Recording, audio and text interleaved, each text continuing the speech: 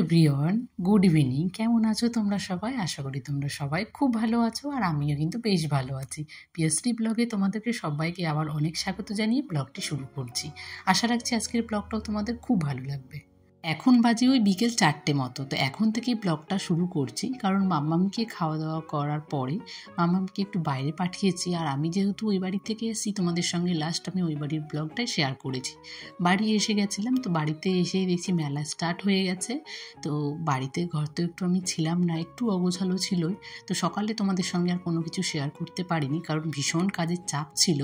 আর একটা মাস যদি বাড়িতে না থাকি, তাহলে একটা ছেলে মানুষ থাকলে, বাড়িতে মা বাবা থাকলে কী অবস্থা হয় সেটা ভাবো। আমরা যেভাবে কাজগুলো গুছিয়ে একটু পরিষ্কারভাবে করি, ওনারা হয়তো সেভাবে গুছিয়ে পরিষ্কার করে কাজগুলো করতে পারে না। আর সেই সাথে কী হয় বলো তো, আমাদের যে নিজেদের কাজগুলো না আমরা নিজেরাই পছন্দ করি। অন্যের কাজগুলো কিন্তু আমরা যতই পরিষ্কার করে করা হোক, তবুও মনে হয় আমাদের মনের মধ্যে একটু খুঁতখুঁতি লেগেই থাকে, যে আমার মতো করে সুন্দর করে কাজগুলো কি ওনারা করতে পেরেছে, নাকি ওনাদের আদৌ হচ্ছে। তো সেই জায়গা থেকে আমরা নিজেরা ঠিক থাকতে পারি না বলে সেই জিনিসগুলো কিন্তু আবারও করি।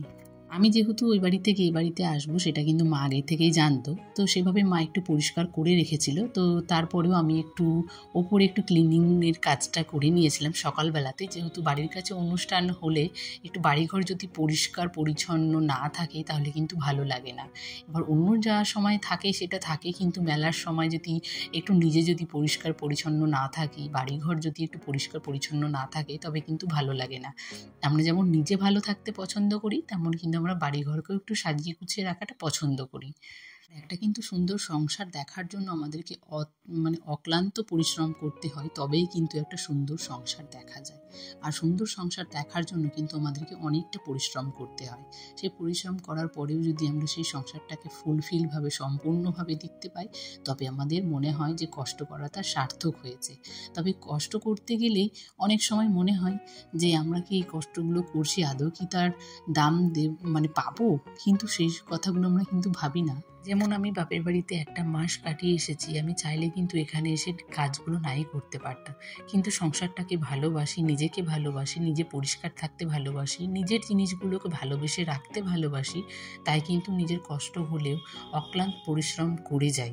সারাটা দিন কষ্ট করার পরে যদি মনে হয় যে একটা জায়গায় এসে শান্তি পাওয়া যায়, সেই শান্তির জায়গায় কিন্তু আমরা সব সময় একটু ভালো সুন্দর সাজিয়ে গুছিয়ে রাখতে চাই। দেখো, কারোর শান্তির জায়গা হয় রান্নাঘর, কারোর শান্তির জায়গা হয় বেডরুম, কারোর আবার বসার ঘর।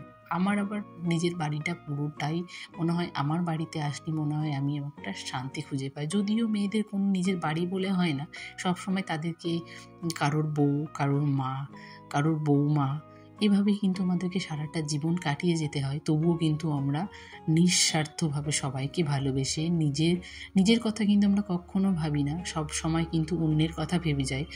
যখন ওই বাড়িতে গেছিলাম তখন কিন্তু সব গোছগাছভাবে গুছিয়ে রেখে তবে কিন্তু গেছিলাম, কারণ আসার পরে যে আমাকে কাজগুলো করতে হবে, আমার বাইরের কাজগুলো সবাই করে রাখলেও আমার যে ঘরের মধ্যে কাজগুলো থাকে সেগুলো কিন্তু কেউ করে দেবে না। নিজের কাজগুলো সবসময় আমাকে নিজেকেই করতে হবে। তাই আমি নিজের কথা ভেবেই কিন্তু আমি আগে থেকে কাজগুলো গুছিয়ে রেখে গেছিলাম। মামামের যে খেলনাগুলো থাকে সেই খেলনাগুলো একটা ব্যাগে ভরে ভালো করে এটা আলমারিতে তুলে দিয়েছিলাম, কারণ আসার পরে ও সেগুলো আসার সঙ্গে সঙ্গে খেলা শুরু করবে। আর আমার পক্ষে এই রাত্রি 10টার সময় আসার পরে এগুলো পরিষ্কার করে রাখা সম্ভব না গো। তাই কিন্তু আমি আগের থেকেই কথাগুলো ভেবে কিন্তু আমি যাওয়ার সময়তে সব কিছু পরিষ্কার পরিচ্ছন্নভাবে রেখেই তারপরে গেছি। তো আসার পরে সবগুলো আবার বের করে একটু সাজিয়ে রেখে দিলাম, যেহেতু বাড়ির কাছে মেলা। আগের দিনের অনেকগুলো জামা কাপড় ছিল, আমি যেটা পরে এসেছিলাম সেটাও ছিল, তার সাথে আগের একটা কুর্তি ছিল, সেটা ব্যাগের মধ্যে ছিল। তো আমার ভাঁজ করে রাখা হচ্ছিল না, তো আজকে আমি ভাঁজ করে সবগুলো জামা কাপড় রেখে দিলাম। তার সঙ্গে যে ব্যাগগুলো এদিক ওদিক পড়ে থাকে না, সময়ে যেন তো পাওয়া যায় না।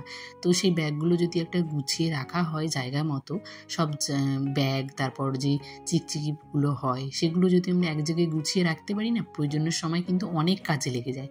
আর যখন আমাদের প্রয়োজন পড়ে তখন কিন্তু আমরা সেই জিনিসগুলো খুঁজেও পাই না। তাই ব্যাগগুলোকে ভালো করে গুছিয়ে একটা ব্যাগের মধ্যে রেখে দিলাম, যেন মনে থাকে যে আমি এই ব্যাগটার মধ্যে এই জিনিসটা রেখেছি। আর এগুলো চোখের সামনেই রাখা দরকার, কারণ বাজার করতে গেলে বাড়ি থেকে বেরোতে গেলেও সেই কিন্তু ব্যাগ নিয়ে বেরোতে হয়। তাই আমি সবসময় এগুলোকে একটু সামনেই রাখি, কারণ অনেক সময় মনে হয় জানো তো যে অনেক কিছু রাখলেও না মনে রাখতে পারি না যে এই জিনিসটা আমি কোথায় রেখেছি, কার কাছে আছে। তো সামনে থাকলে না এই জিনিসটা খুলেও তো দেখতে পারবো, এই যে ব্যাগটাতে কি আছে দেখি, তখনই আমার মনে পড়বে। তাই আমি ওখানে ব্যাগটা সামনেই রেখে দিলাম। আর এখানে যে মামামের খেলনাগুলো আছে, মামামের খেলনাগুলো তো এই আমি কাচের মধ্যেই রেখেছিলাম, কারণ আসার পরেও আবার ধরবে। তো যদি আমি বের করে একটু ধুলোগুলো পরিষ্কার করে নিলাম।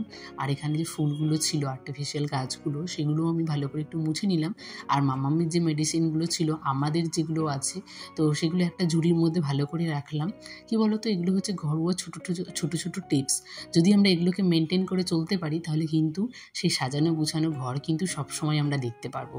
আর যদি এগুলো আমাদের সবসময় কাজে লাগে না, তবুও কিন্তু আমাদেরকে হাতের সামনে সবসময় রাখতে হয়। প্রয়োজনের সময় যেন আমি সবসময় সেই জিনিসগুলো হাতের কাছে পেয়ে যাই, সেইভাবেই কিন্তু আমি সব জিনিসগুলো গুছিয়ে রাখি। সব কাজ আমার এখন কমপ্লিট হয়ে গেছে। এখন যাব, কালকে যেহেতু পাটের শাক নিয়ে এসেছিলো, তো সেগুলো বাঁচা হয়নি। তো সকালবেলা রান্না করতে করতে সেই কাজগুলো আর করতে পারি না, যেহেতু অনেকটা দৌড়াদৌড়ি করতে হয়। তো এখন আমি পাটের শাকটা পেছনে নেবো। আর বাইরে চলো তোমাদেরকে দেখায়, সন্ধে হয়ে গেছে। তো জামা কাপড়টা যখন চেঞ্জ করি, মানে এই যে, তো তার সাথে সন্ধেটাও দিয়ে দেবো, তারপর পাটের শাকগুলো বেছে নেবো। তো চলো।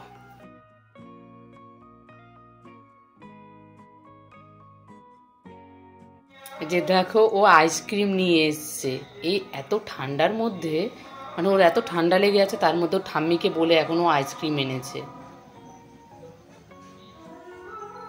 ঠিক আছে, তোমার পাপা আসবে তো তখন দেখবে। তো আমি এই তো ভিডিও করে রাখলাম, এসে আমি সব দেখাবো। খুব মজা হচ্ছে, তাই তো?